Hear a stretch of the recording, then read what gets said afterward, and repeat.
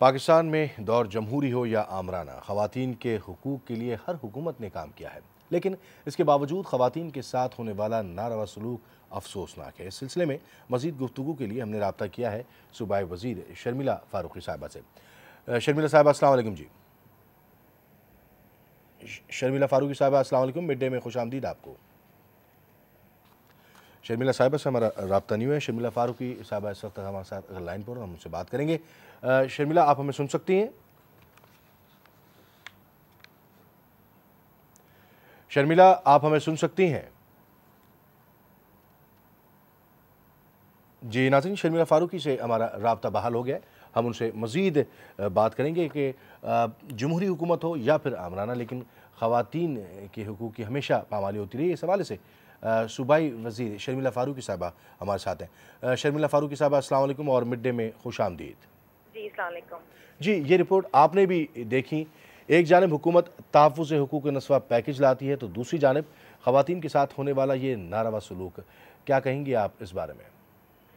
जी बिल्कुल, ख़वातीन के साथ तो पिछले 62 साल से जो सलूक हो रहा है वो आपके सामने है, हमारे सामने, सबके सामने है।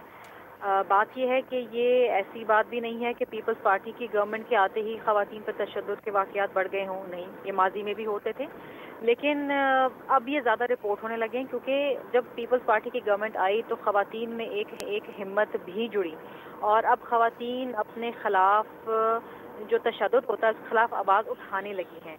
ये हमने ग्रास रूट लेवल पे भी एक अवेयरनेस कैंपेन शुरू की थी और हमने ये कोशिश की थी कि वो ख़वातीन जो पहले अपनी आवाज़ दबाती थी और कुछ नहीं कहती थी, बल्कि उन लोगों को प्रोटेक्ट करती थी जो उनके खिलाफ तशद्दुद करते थे, हमने उनको हिम्मत भी जुटाई है। और वो देखती हैं कि जब ख़वातीन मुख्तलिफ ओहदों पर यहाँ पर बैठी हैं और फ़ौरन उनकी मदद को पहुँच जाती हैं, तो ख़वातीन में एक हिम्मत भी आई है। फिर एक मीडिया एक्सप्लोजन भी है, मीडिया की इसमें बहुत बड़ी कारकर्दगी है कि उन्होंने इन चीज़ों को सरेआम पे वो लेकर आए हैं और एक माशरे को सेंसिटाइज करने में उनका एक बहुत अहम किरदार रहा है।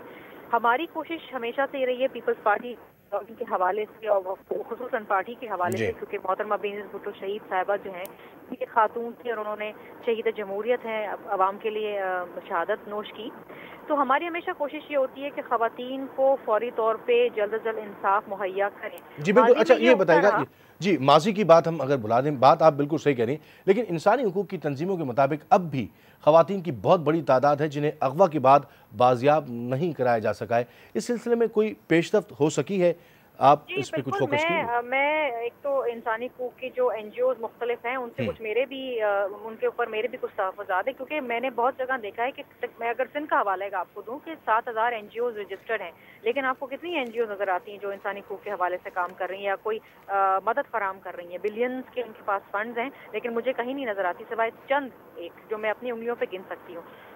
इसमें एक पुलिस की कारकर्दगी भी मौजूद है जहां आपने बात की कि बाजियाब नहीं कराई जा सकती। यस, हमारी पुलिस को बहुत ज़्यादा सेंसिटाइज होने की ज़रूरत है और हमने कारोकारी के हवाले से जो एंटी कारोकारी सेल्स कायम किए 4 अजला में सिंध के, उससे बहुत ज़्यादा फ़र्क पड़ा है। हमने बहुत सारी ख़वातीन बाजियाब कराई हैं, बहुत सारी ख़वातीन की जान भी बचाई है, लेकिन अभी भी बहुत ज़्यादा काम करना बाकी है।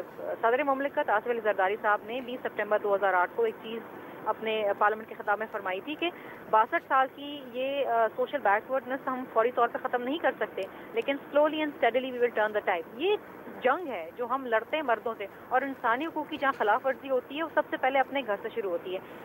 हमारा मियाँ ही हमारी नाक काट रहा होता है, हमारा बहनोई हम पे तेज़ाब डाल रहा होता है, हमारा भाई हमारी शादी जो है वो अंडर एज मैरिज करा रहा होता है और हमारा बाप ही जो हमें कत्ल कर रहा होता है। तो हमने ये वाक़यात घर घर में देखे।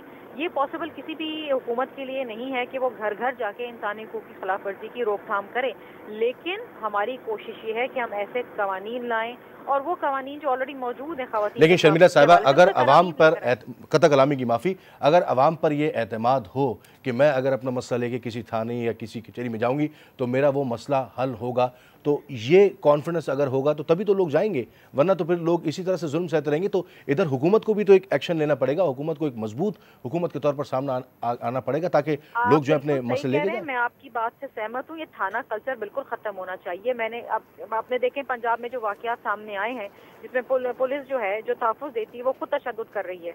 تو انصاف مانگنے کے لیے آپ کہاں جائیں؟ اچھا یہ تو ایک الگ چیپٹر ہے کہ ایک تھانہ کلچر ختم ہونا چاہیے، پولیس پہ اعتبار نہیں، ٹرسٹ ڈیفیسٹ موجود ہے بٹوین پبلک اینڈ پولیس، اور اس میں پولیس کو اپنی پرفارمنس بہتر کرنے کی ضرورت ہے، اور وہ جو کالی بھیڑیں پولیس کی صفحات میں موجود ہیں ان کو نکالنے کی ضرورت ہے۔ تیسری ایک اہم چیز جو قانون کے تقاضے پورے کرتی، انصاف کے تقاضے پورے کرتی، وہ ہے عدلیہ۔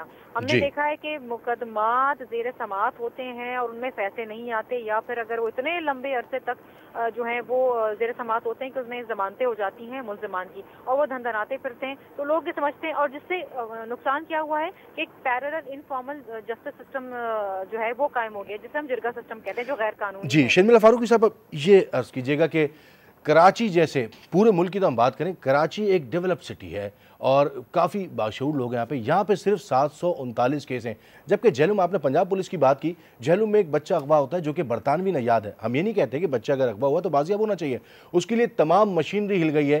739 خواتین کا اب تک کچھ پتہ نہیں ہے، کیا ان کا قصور صرف یہ تھا کہ وہ صرف پاکستانی تھی، ان کی کہیں اور کی شہریت نہیں تھی؟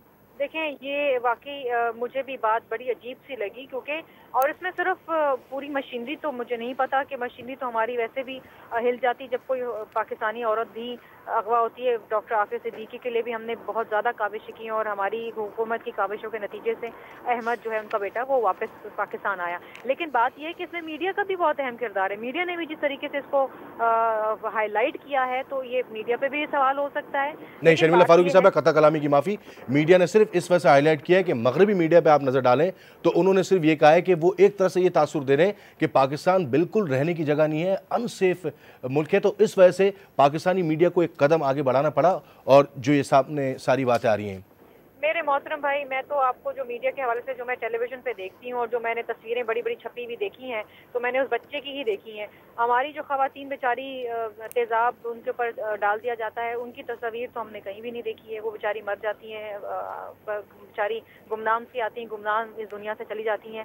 تو یہ بھی دیکھیں نا، یہ ایک رپورٹنگ کا بھی ایک یہ پہلو ہے کہ ہماری خواتین کو ہمیں جو ظلم ان کے اوپر ہو رہا ہے، نو ڈاؤٹ میڈیا نے اس میں بہت اہم کردار ادا کیا ہے، لیکن جب آپ نے بات کی کہ وہ اچھا مختصر سے آپ سے سوال پوچھنا چاہتا ہوں، معافی چاہ یہ بتائیے گا کہ کراچی پریس کلب میں بھی جو اس وقت مظاہرہ جاری ہے، کیا آپ وہاں پر اس وقت گئی ہیں؟ مختصر بتائیے گا، کیا آپ اس کے مسائل حل کرنے کے لیے کچھ کریں گی یا پھر؟ دیکھیں میں نے جو ابھی وہ NPIW کے حوالے سے میں حیدرآباد میں ہوں، اور میں نے ماروی، کیونکہ وہ مختلف چینلز پہ کہہ رہی تھی کہ وہ انہوں نے 2 دن سے کچھ کھایا نہیں ہے، میں نے خیر سگالی کے ایک پیغام کے تحت ان کو کھانا بھجوایا تھا، جو انہوں نے لینے سے انکار کر دیا اور کہا کہ جی بہت بڑا ڈرامہ کر رہی ہیں۔ جی بہت بہت شکریہ شرمیلا فاروقی صاحبہ، وقت کی کمی کے باعث ہم آپ سے بات نہیں کر پا رہے، ہم نے آپ سے